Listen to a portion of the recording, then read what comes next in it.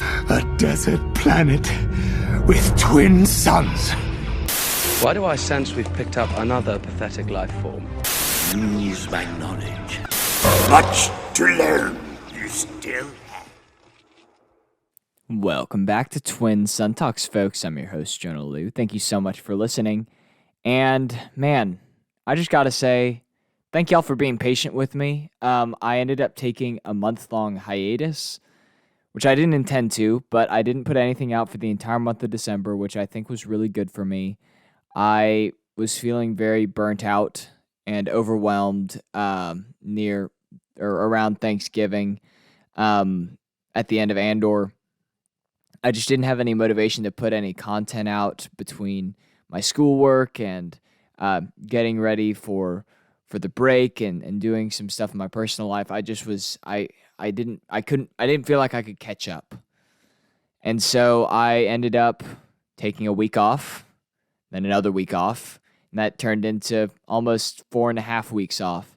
And so I've missed doing the podcast, but it was also really refreshing. I feel revitalized. I feel excited to make content again, which I think is one of the most important things about this field. So with that being said, we got Bad Batch tomorrow. So I'm getting this in kind of right under the wire, but I want to talk to you all about what to expect for Bad Batch Season 2. We're getting 2 episodes tomorrow, and I just really can't wait to talk about it with y'all because it's been a sec. So without further ado, let's dive into Visions. To continue, we need one singular vision. My vision. All right, so before I start, I just want to say if you haven't watched Bad Batch Season 1 or The Clone Wars, there are going to be some pretty significant spoilers throughout this entire episode. So if you want to get started on watching The Bad Batch, go back to episode 4 of this podcast. It's at the very beginning where I essentially did what to know going into Bad Batch Season 1. I started this podcast right up against it, and I started it in a pretty strategic spot so that I could have a few episodes out before the season actually started. But that's all the way back in 2021.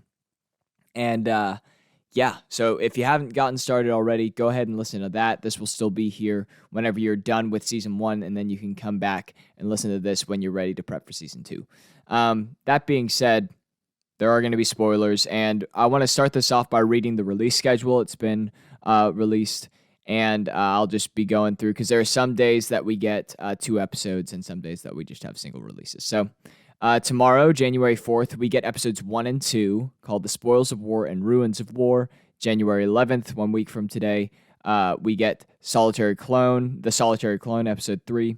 Then the next week, we get episode 4 called Faster. Next week is episode 5 called Entombed.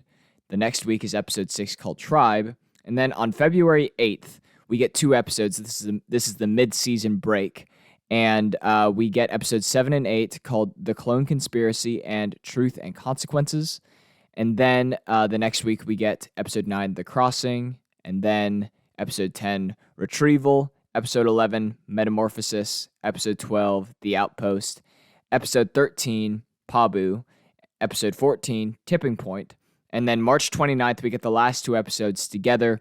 We get The Summit and Plan 99. So, with that in mind, we got 16 episodes. This is going to go into late March, the end of March, and that means that it's going to overlap with the start of The Mandalorian Season 3, assuming that doesn't get pushed back. So, we've got a lot coming up in the next couple of months. I love that we get a little bit of overlap. I hope that stays and we don't get Mando Season 3 pushed back because I like to have that steady flow of content. It helps everything stay fresh. But that being said, I want to start like I do most of my breakdowns by giving a basic timeline about the things that are relevant to Clone Force 99, or The Bad Batch Season 2. So Clone Force 99, also known as The Bad Batch, are independent operatives during the Clone Wars. They assisted the 501st and Captain Rex on a mission to Skako Minor to retrieve ARC Trooper Echo from the custody of the Techno Union. Echo ended up joining their team after being recovered from the enemy and after the events of the Battle of Anaxis. They were all present during Depa Bilaba's execution during Order 66, which was, as we all know, the executive order that called for the execution of all Force users in the galaxy, mainly Jedi.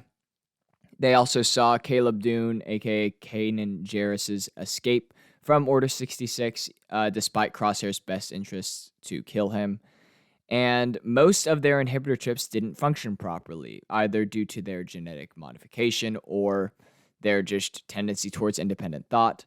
And whenever, or after the events of Order 66, Crosshair splintered from the team after Imperial manipulation. The rest of the team escaped the Imperials with Omega, a mysterious girl clone, and they left Crosshair behind.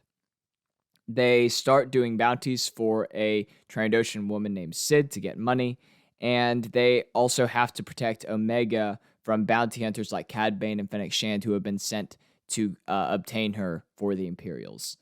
And they're also put at odds with Crosshair and the Empire. They remove their inhibitor chips with the help of Captain Rex, who's on the run from the Empire as well.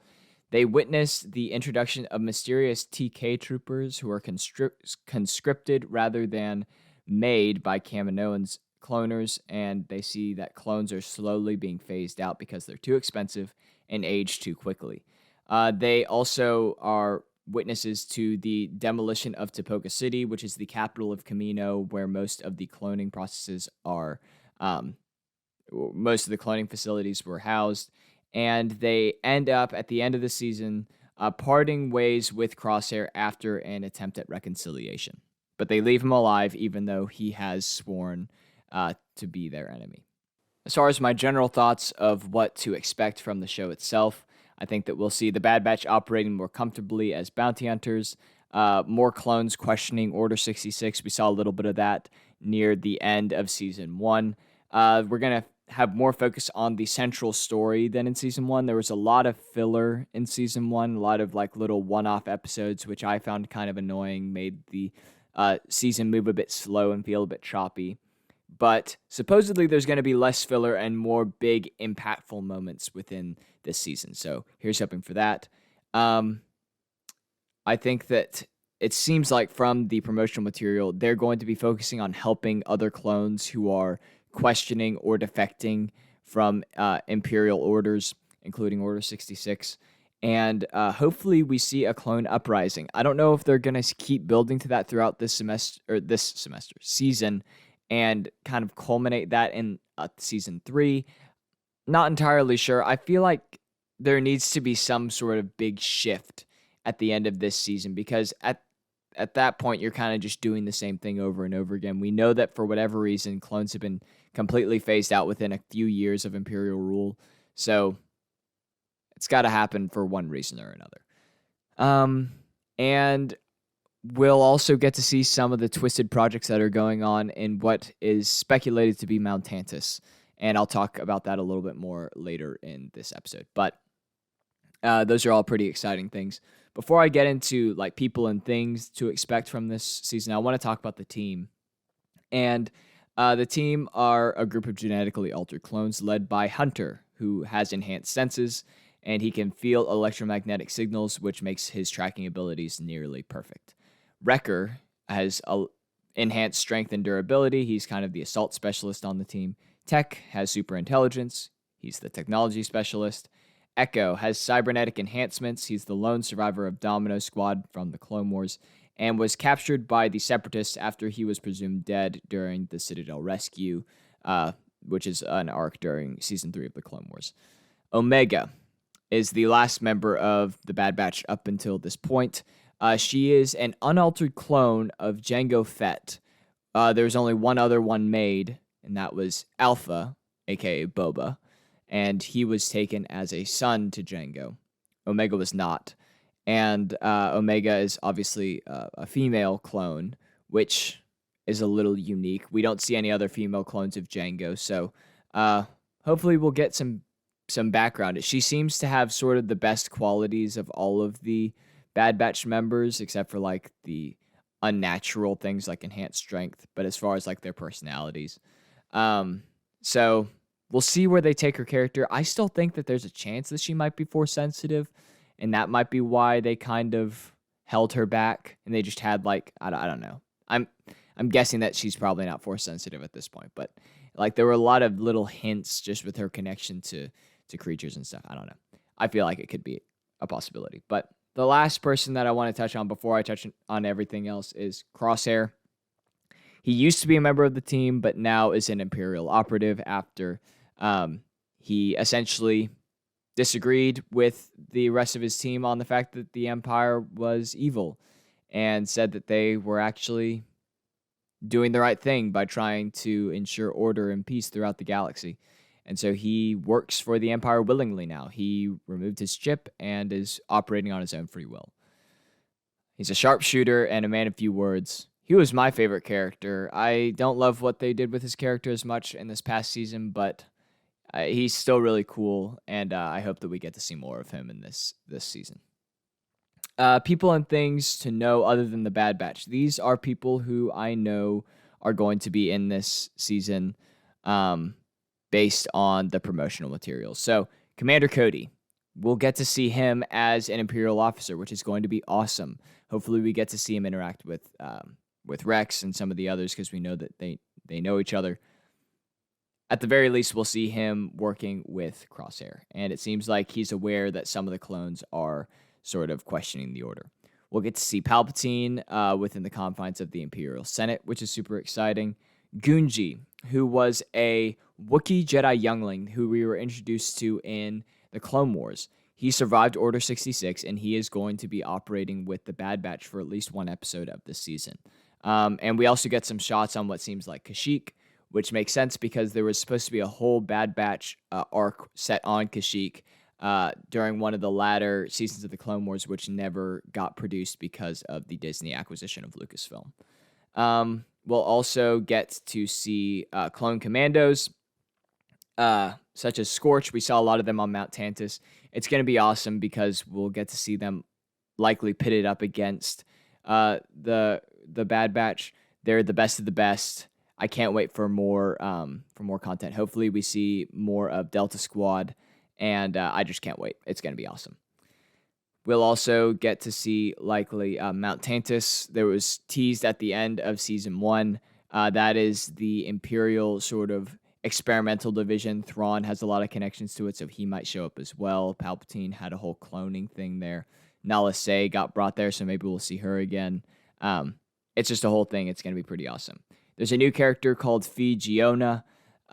She seems to be affiliated with Sid. Not sure what her part is, but she's in some of the promotional material. That being said, Sid is back. I find her annoying. I hope that we move away from her. Bail Organa was shown in one of the trailers, and Rex was shown in one of the trailers. So we'll likely see both of them as decently featured individuals. Moving on, like I said, Nala Se, the leading scientist on Kamino who was abducted and taken to Mount Tantus, or what we can assume is Mount Tantus, is likely going to return. Tarkin will probably be back, as will Admiral Rampart, who was the person that was heading up Project Warmantle. We'll probably get to see both of them at least a little bit. If I had to guess, we might get to see Darth Vader. Fingers crossed. I hope that we get to see him out in the field, because that would be awesome. A couple more far-fetched ones. Cal Kestis, who knows? It's just someone that would fit the time period well. Same with Quinlan Vos and Ahsoka. We know that Quinlan survived Order 66 from Obi-Wan Kenobi, so it would be cool to see him. Ahsoka would also be cool. As far as other people, Boba Fett could be interesting, especially since Omega is technically the closest thing he has to a sister, because she's an unaltered clone of Jango as well. And Wolf. So Wolf in Rebels, this is a spoiler for Rebels, so plug your ears if you haven't watched it. But Wolf, Gregor, and Rex are living together on the desert planet in the ATTE whenever the Rebels find him. I'm guessing that they're going to rescue Wolf from whatever circumstance he has found himself in this season. We shall see. But Gregor's already been rescued, so likely we'll see Wolf in this one. Hauser and the Syndulas. This is one of my favorite arcs of the previous season, if not my most favorite arc. He was the clone that stood up to the Empire and turned a lot of clones over to his side as well, and got arrested, as did some of the Syndulas. Or no, wait, the Syndulas escaped. I don't remember. Hopefully, we'll get to see the Syndulas either way. I think that would be super interesting. But that being said, we'll might also see Purge Troopers and Inquisitors, because we saw the group of young clone cadets being led away by Nala Se. Presumably, those are the ones that get turned into Purge Troopers, which are specialized troopers that are meant to hunt Jedi specifically. Other than that, let me look over everything. I think that is all that I have as far as things to expect. I'll have more theories as we go, but just off the top of my head, those are the things that I think are most likely to happen. So that being said, that's about all that I have. I'm super excited to go over this with y'all. We got 2 episodes tomorrow, so stay tuned for my review and breakdown of those. But that being said, this wouldn't be a proper episode if I didn't leave you with just a little bit more. So what I have for y'all today is that Crosshair's sniper rifle is a 7.73 power punch, which is a standard for Republic snipers. That being said, thank y'all once again for being so patient with me. I'm going to try to start posting reels again, which is super exciting because I love making those. So stay tuned if you haven't already followed me on Instagram or YouTube to see those, either at Twin Sun Talks on Instagram or Twin Sun Talks Podcast on YouTube. And stay tuned this week. I might post some extra episodes because just as sort of a thank you for being so patient with me, and to sort of catch myself up. I was planning on doing a boot camp video or episode in December, which I didn't do. I also haven't done an ability to speak in a while, so I might try to fit one of those in. But that being said, thank y'all so much. Tune in tomorrow for my first Bad Batch review and breakdown for season 2. And love you guys.